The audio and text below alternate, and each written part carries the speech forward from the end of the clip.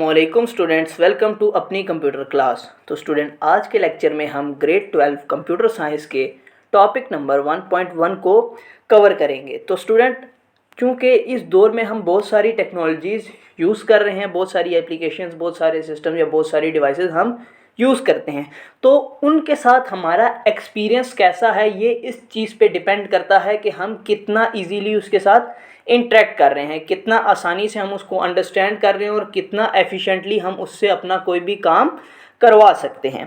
तो स्टूडेंट, अगर हमें कोई भी सिस्टम बनाना हो या कोई भी टेक्नोलॉजी हमने बनानी हो और देखना हो कि हमारे जो यूज़र होंगे उनका उनके साथ इंटरेक्शन किस तरह बेहतर किया जा सकता है, तो उसको हम 3 कॉन्सेप्ट बड़े इम्पॉर्टेंट है जिसके ज़रिए हम किसी भी टेक्नोलॉजी या किसी भी सिस्टम का यूज़र के साथ इंटरेक्शन बेहतर बना सकते हैं। जिसमें सबसे पहला है हमारा यूजेबिलिटी, सिक्योरिटी एंड एक्सेसिबिलिटी। तो स्टूडेंट, समझते हैं यूजेबिलिटी को।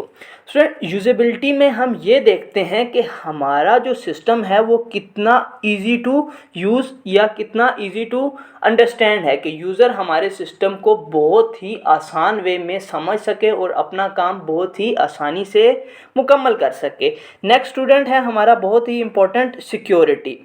क्योंकि आजकल का दौर में हमारी जो बहुत सारी इन्फॉर्मेशन है ना वो डिजिटल है, तो उसको थ्रेट्स उतने ही ज़्यादा हैं। तो हमारी डिवाइस या हमारा जो सिस्टम है वो हमारे यूज़र के डाटा को सिक्योरिटी कितनी प्रोवाइड कर रही है, ये बहुत ही इम्पॉर्टेंट फैक्टर है कि वो उनको साइबर थ्रेट से प्रोटेक्ट कर पा रहा है या नहीं। क्योंकि अगर कोई आपकी जो सिस्टम है वो आपके यूज़र्स के डाटा को प्रोटेक्ट नहीं कर पा रहा, तो आपके लोग आपके सिस्टम को यूज़ नहीं करेंगे। नेक्स्ट पॉइंट है स्टूडेंट हमारा एक्सेसिबिलिटी।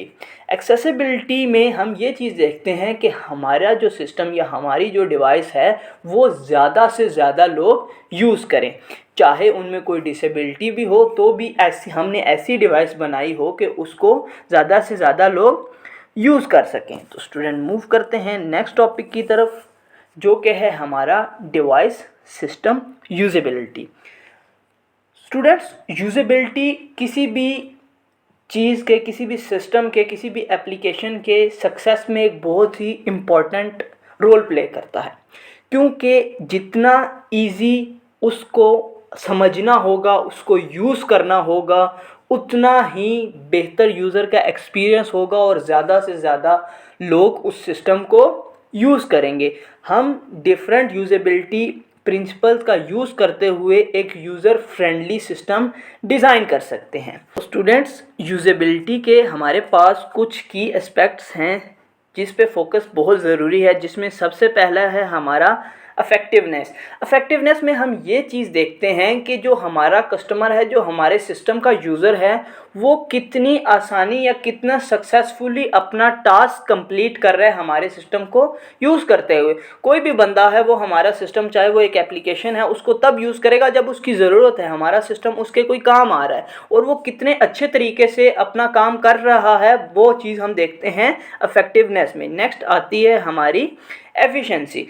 एफिशिएंसी में हम देखते हैं कि कितनी जल्दी और कितनी कम से कम एफर्ट के ज़रिए जो यूज़र है उसका काम हो रहा है। नेक्स्ट है स्टूडेंट बहुत इंपॉर्टेंट सेटिस्फैक्शन, कि यूज़र को एक कंफर्टेबल इन्वायरमेंट मिल रहा हो और उसका एक्सपीरियंस जो है ना वो बहुत अच्छा है आपके सिस्टम के साथ। जितना ज़्यादा यूज़र का एक्सपीरियंस अच्छा होगा उतना ही वो आपके सिस्टम को बेहतर वे में यूज़ कर सकेगा और ज़्यादा से ज़्यादा यूज़र्स फिर आपके सिस्टम के साथ इंगेज होंगे। तो स्टूडेंट्स, मूव करते हैं नेक्स्ट प्रिंसिपल्स ऑफ यूजेबिलिटी की तरफ। यूजेबिलिटी का आपको क्लियर है कि किसी भी सिस्टम के सक्सेस के लिए कितनी ज़्यादा इसकी इम्पॉर्टेंस है। तो हमें एक यूज़र फ्रेंडली सिस्टम डिज़ाइन करना है तो हमें यूजेबिलिटी प्रिंसिपल्स का पता होना चाहिए, जो कि हैं simplicity, consistency, feedback, error prevention, लर्नेबिलिटी and accessibility. तो स्टूडेंट, इनको हम वन बाय वन डिटेल में समझते हैं। तो सबसे पहला है हमारा सिंप्लिसिटी।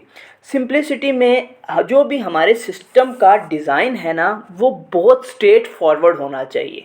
उसमें कोई भी कॉम्प्लेक्सिटीज़ नहीं होनी चाहिए कि यूज़र उसके साथ इंटरेक्ट करना यूज़र के लिए बहुत ज़्यादा मुश्किल हो। ऐसा डिज़ाइन होना चाहिए कि यूज़र को पहली बार देखते ही उसको समझ जाए।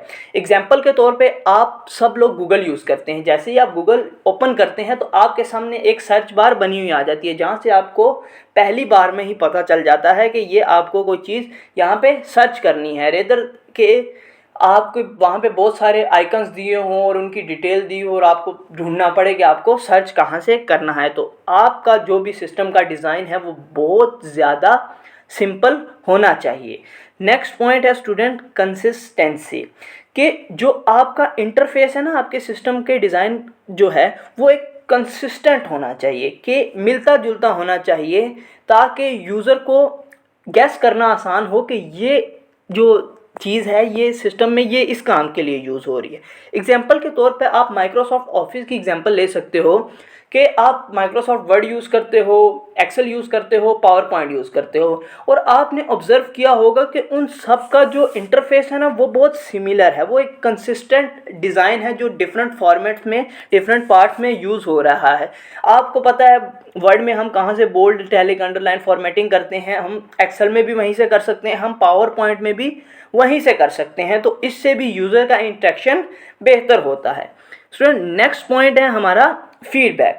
फीडबैक में क्या ये चीज़ देखी जाती है कि हमारा जो सिस्टम है ना वो यूज़र के एक्शंस पे क्या फीडबैक दे रहा है। अब यूज़र ने कोई भी की प्रेस किया, कोई भी बटन प्रेस किया, तो उस पर उसका क्या फीडबैक आ रहा है। लेट्स सपोज एक एग्जांपल लेते हैं, जैसे ई कॉमर्स ऑनलाइन शॉपिंग की वेबसाइट है।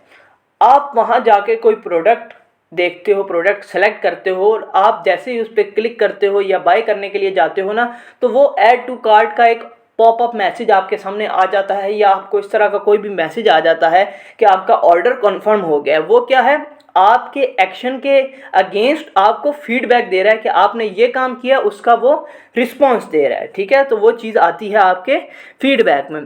तो स्टूडेंट नेक्स्ट पॉइंट है हमारा एरर प्रिवेंशन। एरर प्रिवेंशन में हम ये चीज़ देखते हैं कि जो हमारा सिस्टम है उसको हमने इस तरह से डिज़ाइन करना है कि वो एरर को रोक सके, या उसको पहले से ही, अगर एरर के आने से पहले ही प्रिडिक्ट कर सके कि ये एरर आ सकता है। ठीक है, और अगर वो उसको करेक्ट कर सकता है तो वो उसको करेक्ट भी करे। एग्जाम्पल के तौर पे हम देख सकते हैं कि अगर हम माइक्रोसॉफ्ट वर्ड पे या एक्सेल पे या पावर पॉइंट पे काम कर रहे हों और हमने फ़ाइल को सेव नहीं किया हुआ, ठीक है, और हमें फ़ाइल सेव करना भूल गया, हम वहाँ से क्रॉस कर देते हैं उस फाइल को, तो वो हमारे पास एक एरर मैसेज शो करेगा कि आप इस फाइल को सेव करना चाहते हैं कि नहीं। अगर वो मैसेज शो ना करता तो क्या होता, हमने जो इतनी देर से इतना सारा डेटा उसमें लिखा है, इतनी इन्फॉर्मेशन लिखी है, वो सारी ज़ाया हो जाती। तो स्टूडेंट नेक्स्ट है हमारा लर्नेबिलिटी। लर्नेबिलिटी में जो हमारा मेन फोकस होता है वो इस चीज़ पे होता है कि हमारा सिस्टम जो यूज़ करना है वो कितना आसान है, कि कोई भी बंदा जो पहली बार हमारा सिस्टम यूज़ कर रहा है वो उसको कितने एफिशिएंट वे में, कितनी एक्सपर्ट वे में यूज़ कर सक रहा है।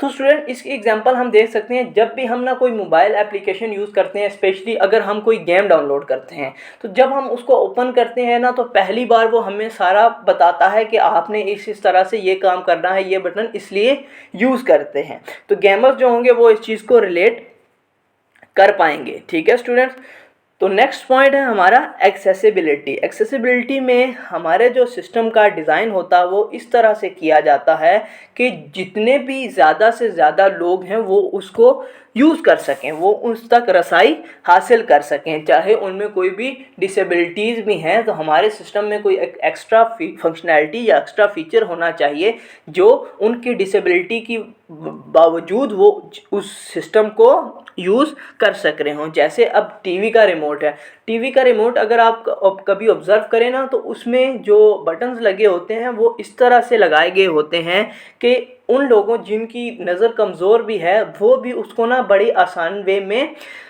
अंडरस्टैंड कर सकते हैं, उनको पता लग जाता है कि ये बटन इस चीज़ के लिए यूज़ होता है। या इसी के साथ हमारे जो फ़ोन में जो वॉइस असिस्टेंट है, अगर हाँ कोई बंदा मतलब टाइप नहीं कर सकता, किसी बंदे की आई साइड वीक है या कोई ब्लाइंड है, तो वो उस वॉइस असिस्टेंट का यूज़ कर सकता है।